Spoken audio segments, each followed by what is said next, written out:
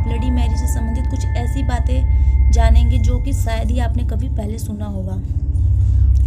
Bloody Mary इस नाम को आपने पहले भी सुना होगा, लेकिन क्या आपको पता है कि ब्लडी मैरी की कहानी सच्ची है या फिर एक अफवाह? तो आपको सुनकर ये हैरानी होगी कि यह एक बिल्कुल सच्ची कहानी है और इतिहास में इसके बारे में कई जानकारी पाई गई है। ब्लडी मैरी और कोई नहीं बल्कि इंग्लैंड की रानी मैरी टूडोर थी। एक समय पहले मैरी नाम की एक लड़की हुआ करती थी और उसके मौत के बाद उसका नाम ब्लडी मैरी रख दिया गया। और इसके पीछे एक बहुत बड़ा कारण था। ब्लडी मैरी के बारे में हम जो कुछ सुनते हैं वो सारे सच हैं और कई लोगों ने ब्लडी मैरी की इस घटना को अनुभव भी किया। मैरी एक आत्मा है जिसे आप 2:33 AM से लेकर 3:33 AM इस समय में आप ब्लडी मैरी को अनुभव कर सकते हैं। कहा जाता है कि एक मोमबत्ती लेकर एक बड़े शीशे के सामने खड़े होकर ब्लडी मैरी का नाम 3 बार लेने से आपको ब्लडी मैरी की आत्मा उस शीशे में दिखने लगेगी। बहुत से लोगों ने इस चीज़ को अनुभव भी किया है।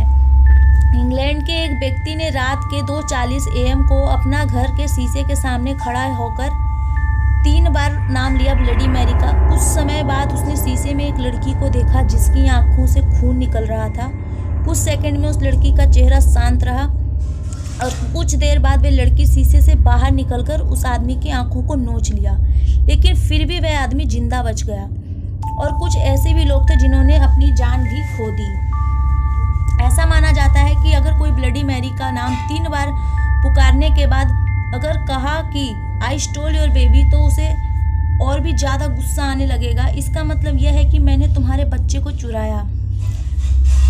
1509 से लेकर 1547 तक हेनरी इंग्लैंड के राजा थे और उनके 2 बेटी थी, एलिजाबेथ और मैरी।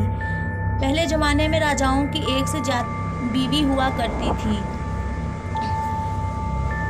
तो हेनरी की बहुत सारी बीवियां थीं और मैरी हेनरी की पहली पत्नी की बेटी थी। मैरी को उनके पिता इतना पसंद नहीं करते थे और उसके साथ दुर्व्यवहार किया करते थे। महल में नौकर होने के बाद भी मैरी महलों के सारे काम काज करती थी। मैरी की पिता उसे भी जो कुछ भी करने को कहते मैरी भी वही करती, कभी भी उनके बातों को अमान्य नहीं करती थी। 1547 में राजा हेनरी की मौत हो गई और उनके पिता के मरने के बाद प्रजाओं के अनुसार मैरी को इंग्लैंड की रानी बना दिया गया। रानी बनने के बाद मैरी अब जो कुछ चाहे वे कर सकती थी, लेकिन उस समय कुछ हालातों के वजह से इंग्लैंड में धर्म को लेकर लड़ाई चल रही थी। लेकिन मैरी यह चाहती थी कि पूरे इंग्लैंड में एक ही धर्म हो, लेकिन उसकी इस बात ने कई लोगों को नकार दिया था। जो लोग मैरी के इस बात को नकार रहे थे, मैरी ने उनको मरने की सज़ा दे दी और कई लोगों को जिंदा जला देती थी। इसी वजह से मैरी को लोगों ने नापसंद करना शुरू कर दिया और उससे एक शत्रु के रूप में देखने लगे। कहा जाता है कि वे जब नहाती थी तो पानी के जगह खून में नहाती थी, क्योंकि मैरी का मानना था कि खून से नहाने से ज़्यादा दिन तक जवान रहा जा सकता है। कुछ सालों बाद मैरी ने शादी कर ली और वे एक साधारण सा जीवन बिताने लगी थी। मैरी को एक बच्चे की ज़रूरत थी ताकि उस राज्य का राजा या रानी उसके बच्चे को होना था।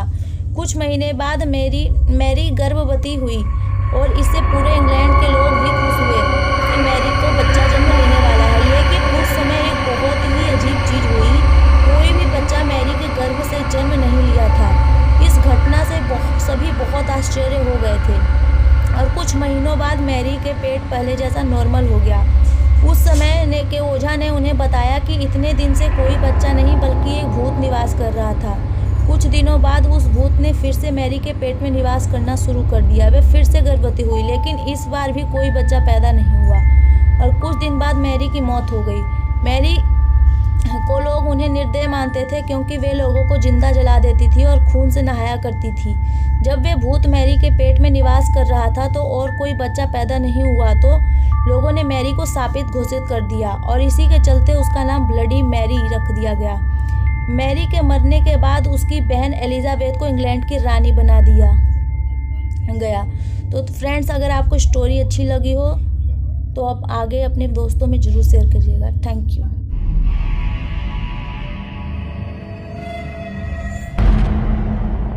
Please like and subscribe to the channel.